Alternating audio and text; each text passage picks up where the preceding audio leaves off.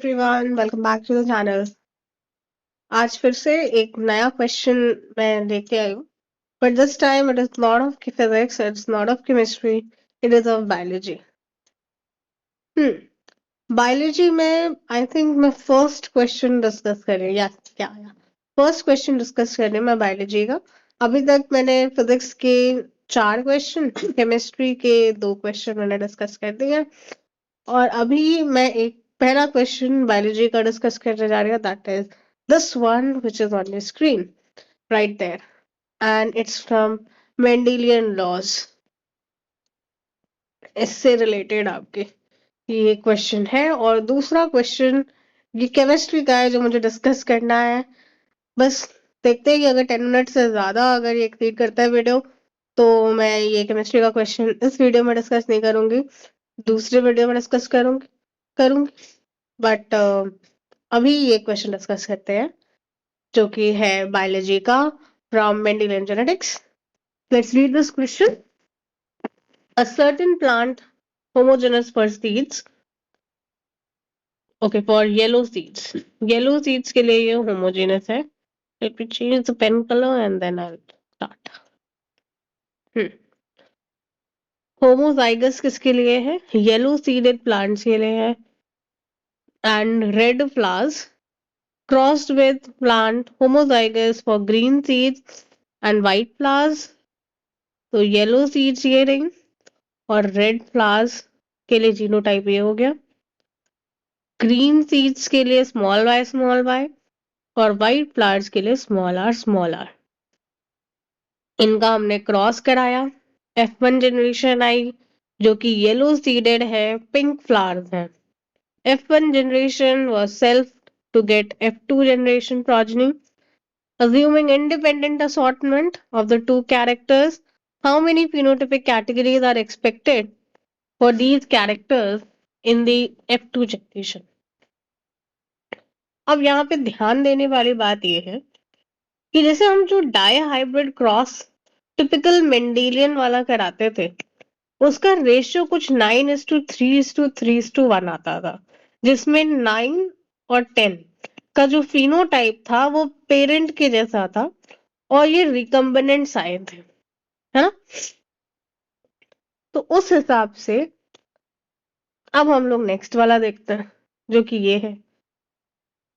ये जो हमें दिया हुआ है येलो सीड्स की बात कर रहा है, और रेड फ्लावर्स ली है इसने, ग्रीन सीड्स ली हैं, और वाइट फ्लावर्स ली हैं। बट क्या चाहिए आता है कि जब इसका F1 जनरेशन बनता है तो टिपिकली ये क्या होना चाहिए था? ये होना चाहिए था yellow seeded red coloured flowers, ये चीज आनी चाहिए थी। बट द क्वेश्चन सेज कि व्हाइट फ्लावर्स आ रहे हैं, विच मीन्स कि हम ये कह सकते हैं कि ये जो जनरेशन आई है उसमें येलो जो सीड कलर है वो कंप्लीट डोमिनेंस शो कर रही है, कंप्लीट डोमिनेंस।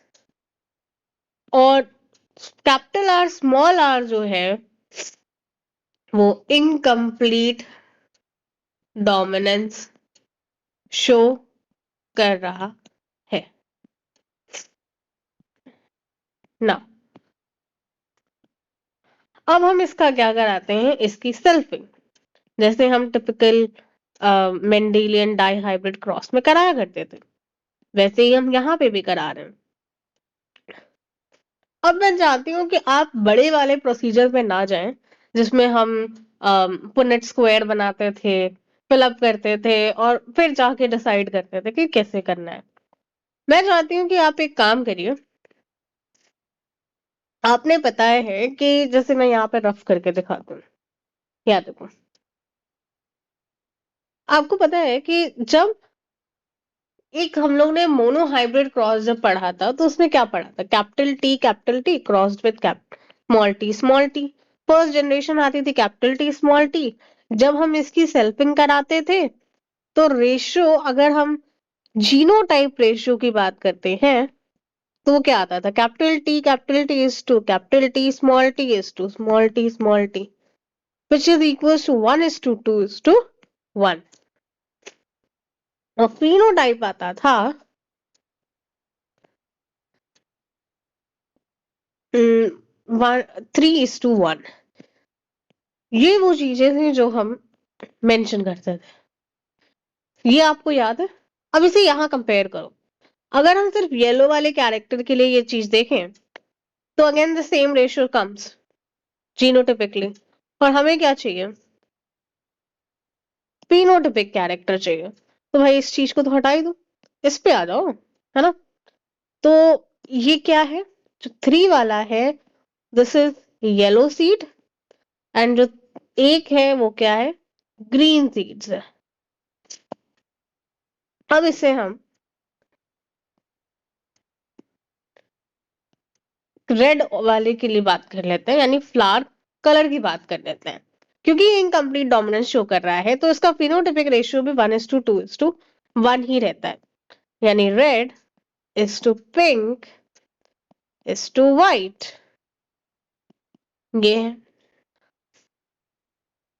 तो अब क्या कर सकते हैं आप? अब आप ये कर सकते हैं कि 3:1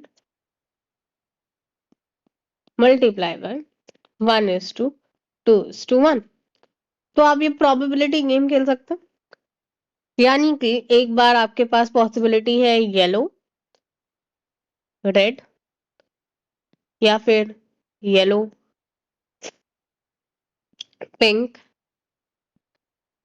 येलो, वाइट, इसके बाद green, red, green, pink, green, white. तो मैंने कुछ नहीं किया, बस मैंने इसको मल्टीप्लाई किया है, एक बार इसके साथ 3 को, एक बार इसके साथ, एक बार इसके साथ, और ऐसे ही 1 को हमने एक बार इसके साथ, एक बार इसके साथ, एक बार इसके साथ। इन तीनों रेशियोज की हमें मीनिंग तो पता है ना यहाँ से, तो वो चीज मैंने कंपेयर कर ली और इस हिसाब से मेरे पास 6 तरीके के फिनोटाइप आ गए। And that is how the answer goes this one, 6 phenotypes आएंगे F2 जनरेशन में। इसी तरीके से आप इसके जनरेशंस, प्रोजेनी, सब चीजें निकाल सकते हो, यहाँ तक कि आप जीनोटाइप भी ऐसे ही निकाल सकते हो। जैसे ये प्रोबेबिलिटी रूल मैंने यूज किया है ना, इसी प्रोबेबिलिटी यूज रूल को यूज करके आप जीनोटाइप भी निकाल सकते हो। Alright, so this is the question that we discussed in biology. अब हम आते हैं केमिस्ट्री वाले पे। केमिस्ट्री का ये क्वेश्चन भी बहुत अच्छा क्वेश्चन था। इसमें कह रहा है कि एक सोल्यूशन जो है वो फ्रीज करता है इतने पे, इतने टेम्परेचर पे, इसका केएफ का वैल्यू है 1.86 और केबी की वैल्यू है ये, और पूछ रहा है एलिवेशन एंड बॉइलिंग पॉइंट। कुछ नहीं, बस बहुत इजी क्वेश्चन है ये। इसको ये क्या करना है कि डेल्टा टीबी क्या होता है? I/M/Kb, और डेल्टा टीएफ क्या होता है? I/M/Kf। दोनों का रेशो ले लो, तो ये क्या आएगा? आई कैंसिल हो जाएगा, मोलालिटी कैंसिल हो जाएगी, तो बचेगा क्या हमारे पास? Delta TB upon delta TF which is equals to KB by KF. Delta TB की वैल्यू हमें गिवन नहीं है, हमें निकालना है। ऑलराइट, डेल्टा टीएफ यहां से हम निकाल सकते हैं। हमें एक सोल्यूशन का फ्रीजिंग पॉइंट पता है, तो सॉल्वेंट का टेम्परेचर माइनस सोल्यूशन का टेम्परेचर, और ये हमारे पास आ जाता है 0.16। ये वैल्यू हमने यहाँ रख दी, 0.186। के एफ की वैल्यू कितनी है? 1.86। बल्कि हमें पहले के बी की रखनी चाहिए, फिर के एफ के रख सकते हैं, क्योंकि यहाँ हमने के बी लिखा है ना। तो के बी आएगा 0.512, और ये आएगा 1.86। 1.86 ये के एफ की वैल्यू है, यहाँ से उठाई है, सॉल्व कर लो, and you will get it as 0.0512, and this is the final answer. और ये मुझे पता है this is a very easy question, but क्योंकि इसमें एक साथ दो फॉर्मूलेज का यूज था, एंड समटाइम्स हमारे जब हम एग्जाम दे रहे होते हैं उस टाइम पे हम टेंस्ड होते हैं, तो इस तरीके के क्वेश्चन भी गलत हो जाते हैं।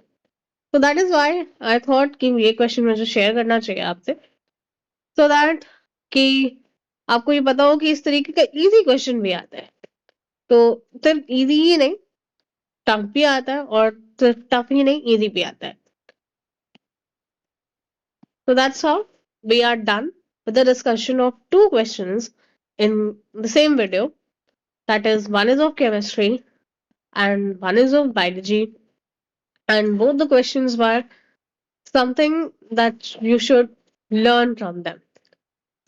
So now I must take a leave. Thank you so much.